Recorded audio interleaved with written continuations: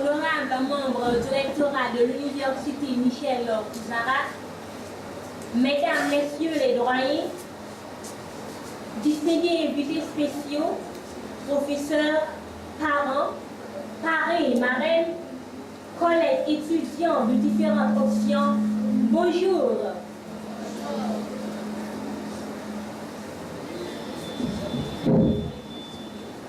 Aujourd'hui, les dictionnaires sont privés de mots pouvant exprimer l'indicible joie qui nous traverse en ce moment spécial.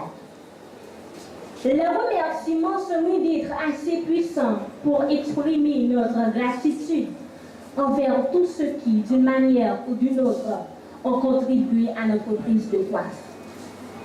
Merci d'être là pour nous et nous vous promettons de faire de notre mieux pour tenir ce flambeau. Si nous reculons vers quelques siècles, nous verrons que l'homme a toujours été un être unique du point de vue biopsychosociologique et que son bonheur dépend toujours de son épanouissement intellectuel, culturel et social. Mais, quel que soit notre niveau de connaissance, de richesse économique, aucune n'est comparable à la richesse de la vie. C'est pourquoi Omram Michael Ivanov a pu discourir de cette manière sur la vie. Il y a un mot qui unit le Créateur à la création, un mot qui unit toutes les créatures entre elles, ce mot c'est la vie. La vie est cette essence que Dieu au commencement a tirée de lui-même pour donner naissance aux êtres et aux choses. À titre de rappel, Omram Michael Ivanov.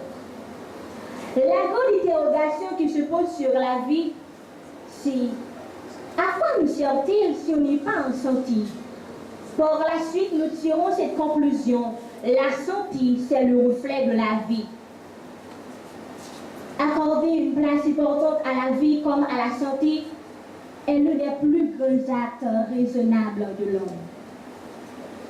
C'est la raison pour laquelle les plus intelligents, les plus humbles choisissent les sciences infirmières.